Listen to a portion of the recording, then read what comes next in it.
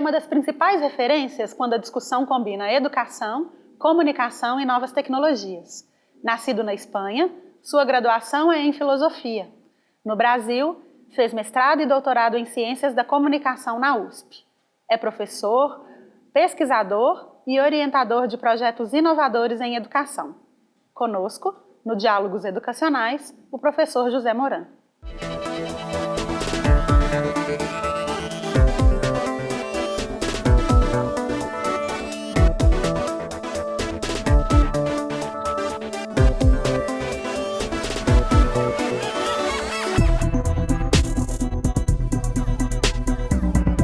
Olá, professor, seja bem-vindo aqui conosco. É um prazer tê-lo aqui. Obrigado pelo convite. Nós que agradecemos. Sabemos que a internet, professor, e as novas tecnologias estão trazendo desafios pedagógicos para as universidades e as escolas hoje em dia. O senhor defende mudanças na educação presencial e uma universidade mais atraente, inovadora e empreendedora. De que forma isso pode acontecer? Bom, a internet muda não só a educação, como a vida. Todas as coisas que antes precisávamos ir a um lugar, você pode fazer também remotamente. Você vai misturando tempos, espaços. E a educação se acostumou a que todo mundo vá sempre no mesmo lugar, que é a sala de aula, para aprender. E essa necessidade de ir sempre é que começa a ser questionada. A gente pode aprender dentro e fora da sala de aula, pode aprender com o professor, mas também sem o professor, porque a gente aprende com colegas, aprende sozinho, em contato com o mundo, com o YouTube, com todas as formas de informação que nós temos. Então, a escola continua sendo o espaço, a universidade, o espaço importante de organizar um pouco esse caos que a gente tem fora dela. Então, é um espaço organizador, tem que ser atraente. Em que sentido? Não focar tanto o conteúdo, porque o conteúdo está disponível fora da universidade. Focar mais em competências, em orientação, em desafios, em que o que se trabalha tem a ver com a vida, tanto futura do aluno, mas também com a presente, que ele veja a articulação entre o que é trabalhado em aula e ele tem que trabalhar e não somente ouvir o professor, tem a ver com a vida, com o mundo. E aí a tecnologia, ela fica no meio como um facilitador para que o básico, principalmente a iniciação aos assuntos principais, o aluno possa fazer antes e possa fazer por sua conta. E depois ele trabalha em grupos, aprofundando algo que sozinho não consegue, para depois o professor ir além de onde o aluno sozinho e o aluno em grupo, eles vão. Então, o professor ele tem que trabalhar o estágio mais avançado e não o inicial do conhecimento. Quais as mudanças que o senhor enxerga que podem acontecer a curto prazo, nesse ambiente da sala de aula, e as mudanças a longo prazo? A curto prazo, a gente vai quebrar o modelo disciplinar, que está hoje muito separado em áreas, matemática, ciências, língua portuguesa, e trabalhando através de atividades, de projetos que têm a ver com a vida. Então, você começa a juntar áreas, começa a trabalhar uma forma de ensinar diferente essas áreas. Então, uma parte fora, outra parte dentro da sala de aula, uma parte no ambiente presencial, outra parte no ambiente virtual.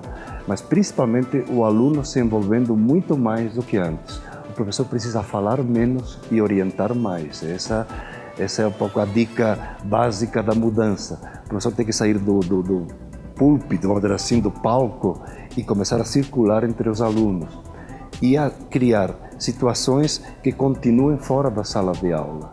Não é que saiu da sala de aula, acabou o processo. Ele continua ao longo de todo o tempo, dentro e fora da universidade. Isso a curto prazo. Para longo prazo, a gente vê que algumas escolas e instituições um pouquinho mais inovadoras, o que elas estão fazendo? Elas quebram mais rapidamente o modelo disciplinar. Elas já trabalham em cima de projetos de vida de cada aluno, de projeto de futuro, da sustentabilidade, de valores. Então, o currículo é centrado em valores e em práticas, e a partir dessas práticas vem a reflexão. Então você aprende os conteúdos um pouco mais no contexto dos projetos e no contexto do momento em que você se encontra da vida e das suas expectativas. Esse é o caminho que aponta, no médio prazo, também para as escolas e as universidades. Integrar cada vez mais as áreas, trabalhar de forma muito mais em sinergia e ir quebrando aos poucos os modelos que atualmente estão fragmentados em disciplina. Mas é um projeto de longo prazo. O senhor escreve que nos próximos anos nós todos vamos conviver com avanços reais nesses modelos disciplinares. De que forma a tecnologia é responsável por essa mudança? A tecnologia, ao mudar o mundo, a forma como a gente se comunica e presta serviço, se compartilha, ela interfere na forma de aprender. Não é ela que provoca a mudança da educação, porque a educação sempre é um processo de profunda relação humana.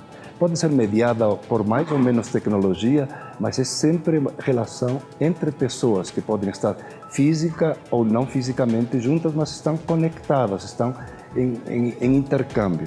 Então, a tecnologia o que faz é facilitar esse processo, ampliar, por exemplo, que a informação não precisa estar sendo transmitida pelo professor, falada pelo professor, ela está disponível, a mistura de ambientes, sala de aula e ambientes que chamam-se virtuais de aprendizagem. Então, ela faz uma costura entre pessoas que querem aprender juntas e torna o aluno, essa é uma dimensão importante, também coautor, coprotagonista e não somente receptor nesse processo. O aluno tem um papel muito mais ativo, o projeto assim, de aprendizagem mais individual é também uma tendência que o aluno aprenda no seu ritmo e dentro das suas necessidades e ao mesmo tempo aprenda juntos e aprenda através da supervisão. Então essas três dimensões cada vez se integram mais com o apoio das tecnologias. E na sua opinião, professor, o Brasil está preparado para fazer uma revisão nos processos de organização de seus currículos e das suas metodologias dentro da sala de aula? Ela está começando, está criando agora um currículo básico nacional, mas esse currículo mais aberto vai demorar um pouco porque não é só a concepção de currículo, é a execução de um currículo um pouco diferente do tradicional, daquela visão de que o professor é o dono do saber. Ele custa a passar depois para a forma prática o currículo. O currículo é a expressão de uma cultura. A cultura educacional ainda é muito fragmentada e é muito autoritária, sabe? No sentido que busca as autoridades, os especialistas, o professor como especialista, mas o mundo hoje, tudo se compartilha, tudo se aprende, aprendemos juntos, visto no próprio currículo, que tem que estar interligado, um currículo muito mais voltado para a prática e reflexão, mais ligado à vida e mais ligado a essa situação híbrida que a gente está o tempo todo entre, vamos dizer assim, o mundo físico e o mundo digital. O tempo todo nós estamos compartilhando essa mesma situação, tem que passar para o currículo e para as práticas depois pedagógicas. E as escolas que não fizerem essas mudanças? Qual é o futuro delas? A maior parte das escolas tem um tempo longo ainda de vida dentro do modelo convencional, porque essas mudanças começam por alguns grupos, são alguns sistemas que estão um pouquinho mais atentos. Uma outra parte das escolas continuará mantendo esse modelo, mas principalmente na área privada, em que a competição é maior pelo aluno, aí há o perigo de perder alunos, o perigo também de não ser relevante. Tem uma questão econômica de perder aluno, mas para mim a principal é se a escola está fazendo um papel importante. Não adianta só obrigar o aluno a ir a um lugar. Se ele não aprende para a vida, ele não vai ser um cidadão interessante, não vai contribuir para melhorar este nosso país.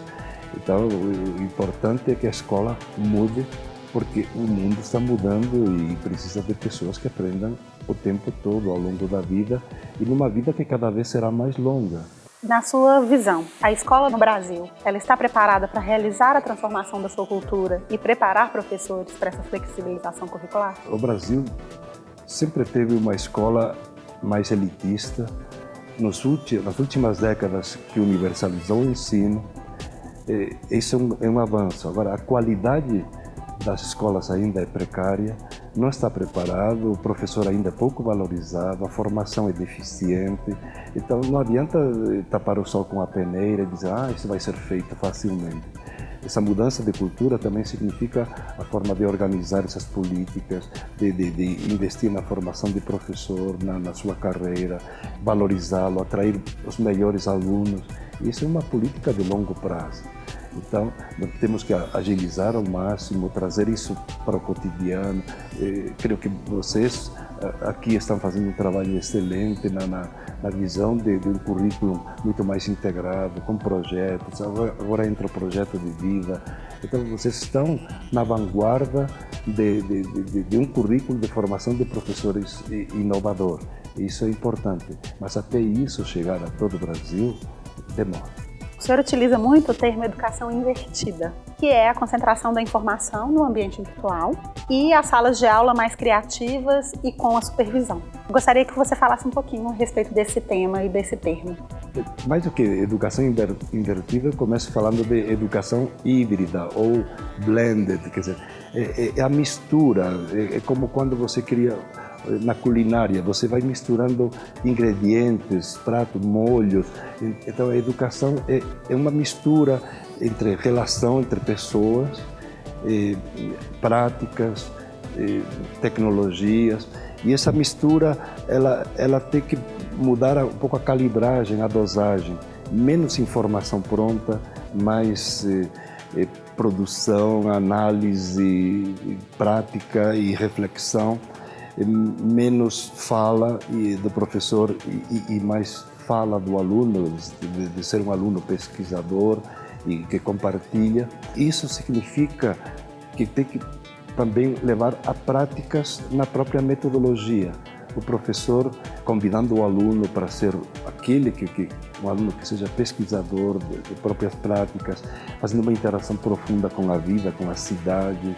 Quando se estuda formação de professores, desde o começo ele tem que estar em contato com diversos tipos de escola, não só uma, escolas rurais, escolas dentro da cidade, escolas com bastante tecnologia, escolas com pouca tecnologia, escolas que têm projetos avançados e outras que têm projetos ainda mais tradicionais. Eu tenho que conviver porque essa vai ser a prática que ele vai ter depois. Então essa relação teoria e prática que vocês estão propondo aqui no currículo é o caminho fundamental.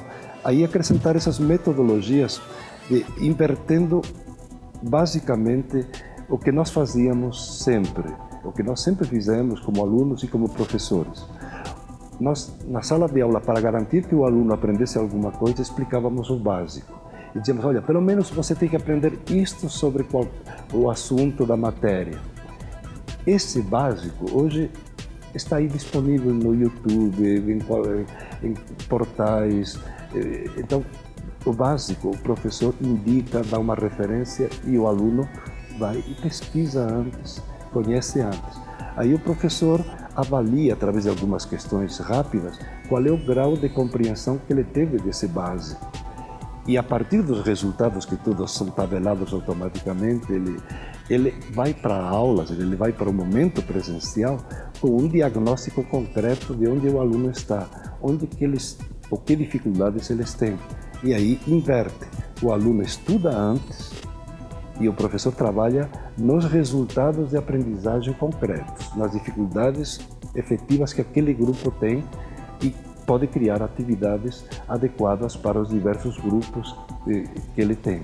Então, inverter o processo do que fazíamos, explicar menos o básico e trabalhar mais com as questões de aprofundamento.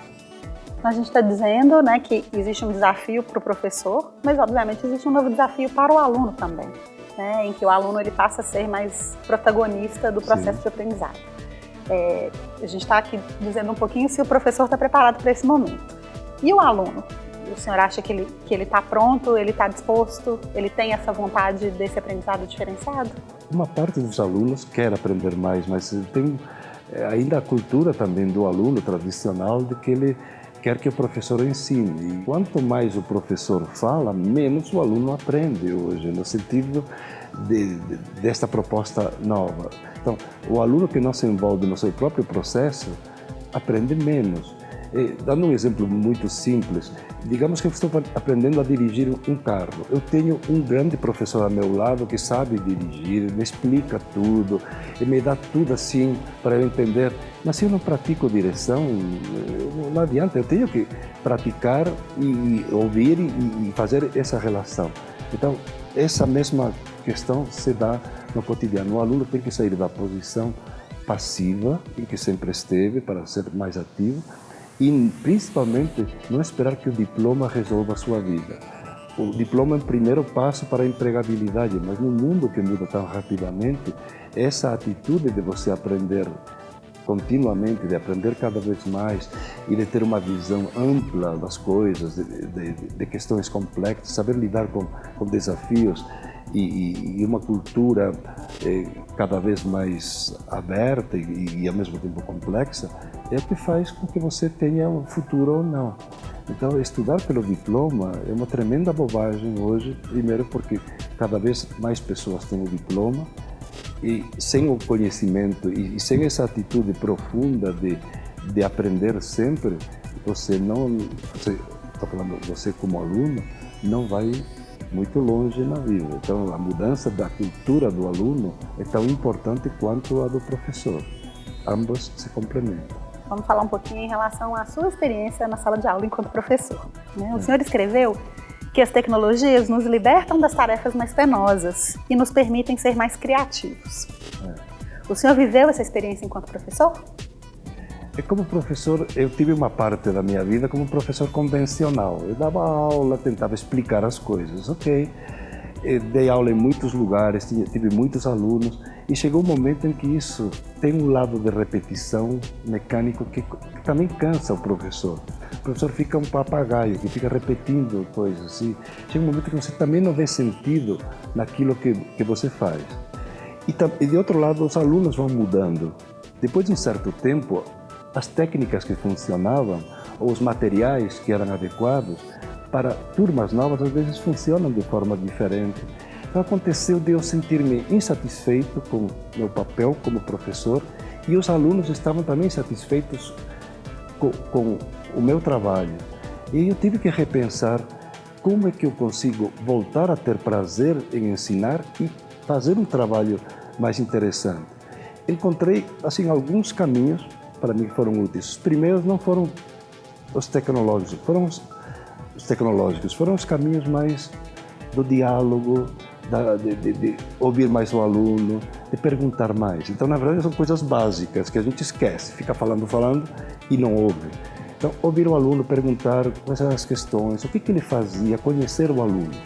Então, tem um lado que é fundamental, com tecnologias avançadas ou não, é a relação pessoal, a relação de confiança entre professor e aluno, e isso continuará sempre. Então, esse foi um lado que, ao resgatá-lo, me ajudou a encontrar de novo sentido no trabalho profissional. O outro lado foi de aprender a ousar um pouco mais. O professor está acostumado muito a trabalhar em caixinhas, a ficar no seu modelo, nos seus esquemas, no seu PowerPoint atualmente. É bom, mas não pode ser sempre isso aí. Então eu comecei a dizer o que eu posso fazer um pouquinho diferente. Então foi mais um desafio para ajudar o aluno, mas também para mim. O desafio de dizer, saia da mesmice, ouse, experimente. Então eu digo, vou experimentar algumas coisas. O que eu pude experimentar? Com o começo da internet, aí vem um momento assim que eu descobri a importância da tecnologia, é que na USP tinha internet e tinha um laboratório que estava lá. Eu perguntei, pode ser usado como sala de aula? Me disseram, sim, uma sala de aula. Então eu comecei a juntar primeiro dois espaços. Fazíamos na sala de aula o aprofundamento do que pesquisávamos no laboratório. Então, nós íamos primeiro no laboratório, fazíamos uma pesquisa coletiva, supervisionada por mim, mas eram os alunos que traziam alguns materiais, fazíamos uma leitura rápida dos materiais, depois distribuíamos atividades para fazer essa leitura ao longo da semana, então eles aprofundavam aquela pesquisa inicial ao longo da semana, e íamos para a sala de aula para aprofundamento, debate do que nós tínhamos aprendido ao longo da semana. Era uma aula invertida que eu não sabia que era aula invertida há quase 25 anos. Mas depois, para guardar esses materiais que eles e eu pesquisávamos no laboratório, criei uma página. No começo era uma espécie de lugar, tipo biblioteca de materiais. Mas eu percebi que a dinâmica da sala de aula se alterava, porque você tinha o laboratório, sala de aula e ambiente virtual. Essa circulação permitia que a aula continuasse, que os alunos contribuíssem, que publicassem. E isso me trouxe um conjunto de possibilidades de interligação muito profundas. Sala de aula, laboratório e ambientes virtuais. Uma outra decorrência disso, eu comecei a testar o ensino híbrido, o blended, liberar os alunos de alguns momentos presenciais. Principalmente na pós-graduação, eu liberava os alunos de algumas aulas e com isso eu via o que fazia sentido continuar aprendendo fora da sala de aula e o que fazia sentido voltando à sala de aula. Estou falando de coisas que têm quase 20 anos. Tecnologicamente era mais simples do que hoje e mesmo assim muitos ainda não fazem. Não é uma questão tecnológica, é uma questão mental, de atitude mental. É só mudar um pouquinho a cabeça e abrir a perspectiva. Qualquer professor percebe que hoje é simples fazer isso que eu fiz há mais de 2 décadas no começo da internet. Liberar os alunos de só me ouvir, fazer aluno pesquisador, compartilhar os resultados, aprofundar isso antes da aula, na aula através de leituras e na aula voltar para o trabalho mais específico do professor, contextualizar, tirar dúvidas, ver, projetar para que aquilo serve, fazer um trabalho de finalização de um processo. Isso é viável, é fácil, é só ver, está pronto, é só uma questão mais de mudança de cultura e de mentalidade do que propriamente de tecnologia. Porque no fundo você nem precisa de tecnologias sofisticadas para fazer isso. Quais outras habilidades esse professor na sala de aula hoje precisa ter, principalmente levando em conta esse aparato tecnológico disponível? Bom, a habilidade principal, eu falei de comunicação, mas não de falar, é de ouvir. Que é o que custa muito, ouvir no sentido de entender as entrelinhas da fala, entender as várias linguagens, as situações diferentes. E você tem tecnologias hoje de mapeamento de informação bastante sofisticadas, que trazem desde o histórico do aluno, o que ele faz, e você tem que perguntar ao aluno também o que ele quer, quais são os sonhos, os desejos que ele tem, quais são as possibilidades que ele enxerga e ajudá-lo a realizar isso aí. Então isso não é tecnologia, isso é, vamos dizer assim, a postura de diálogo com o aluno e de tentar conhecê-lo. A partir daí, você cria estratégias. E tem as tecnologias que você usa para, em sala de aula, trabalhar em grupos ou trabalhar individualmente. Você pode combinar momentos individuais em que cada um estuda por sua conta, com momentos de grupo, momentos de sala de aula com tecnologias que você usa fora da sala de aula, a produção de materiais que o aluno pode fazer, em vídeos, com celular. Você pode usar recursos que estão no cotidiano para aprofundar projetos, pesquisas, trabalhar com jogos, desafios. Então, usar esses recursos de forma, primeiro, simples e com o apoio dos alunos. Uma coisa que é básica o aluno sempre vai dominar a tecnologia mais do que o professor, porque tem mais tempo e é mais jovem. Então, eu sempre fiz isso. Tinha uma dúvida, eu pergunto para o aluno, pergunto para o mais jovem, e eles têm toda a boa vontade de explicar. Então, não tem que ter medo, e às vezes, de perguntar e dizer não sei, porque há algumas aplicações que você não tem tanto domínio e às vezes o aluno enxerga coisas rapidamente. Então, essa troca ela é importante. O aluno pode ser um grande auxiliar tecnológico e pedagógico do professor, se ele souber explorar isso aí. O senhor escreve, né, numa das suas obras, que as escolas que não fizerem essas mudanças nas tecnologias digitais, elas correm o risco, inclusive, de perder alunos, né? Pensando num futuro não tão curto assim, né? Como o senhor mesmo disse, mas é um caminho que a gente enxerga que vem acontecendo. O uso das tecnologias na educação, no seu ponto de vista, é um caminho sem volta? A tecnologia é um caminho sem volta na vida. A educação não é um espaço à parte, é um espaço da vida. E quanto mais a educação está ligada à vida, é melhor, tanto para a educação, no sentido, para o aluno, para que aprenda, para o próprio professor. Nós queremos arejar as salas de aula, arejar as escolas, arejar as universidades, que haja um intercâmbio de vida e organização de aprendizagem o tempo todo. Então, o papel da tecnologia é arejar, é ampliar, é intercomunicar, é compartilhar, é coproduzir, é facilitar. Mas se você usa mal a tecnologia, ela pode também imobilizar.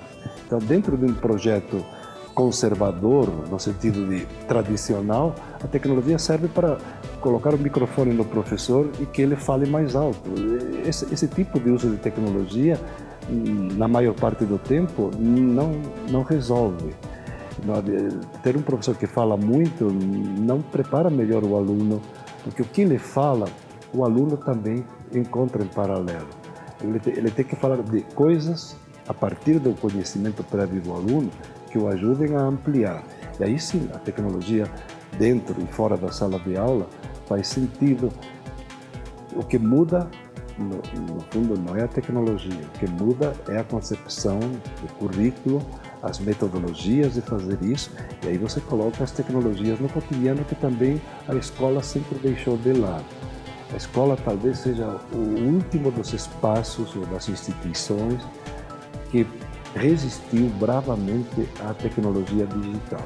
Colocava algumas tecnologias, mas a digital que é mais compartilhada, que é mais aberta, cuja expressão, sei lá, é WhatsApp, Facebook, ela muitas vezes continua banida até hoje da tecnologia, muitas vezes é proibida de entrar na sala de aula. Então, parece que você chega na sala de aula e é numa prisão que você tem que tirar o celular, tirar a tecnologia e vamos entrar num mundo de faz de conta. Isso aí é o pior dos cenários para os próximos anos. Bom, eu acabo de conversar com o professor José Moran. Professor, eu agradeço muito pela sua presença aqui hoje. Obrigado a você pelo convite, foi muito agradável. Agradeço a todos pela audiência e aguardo vocês para o próximo Diálogos Educacionais.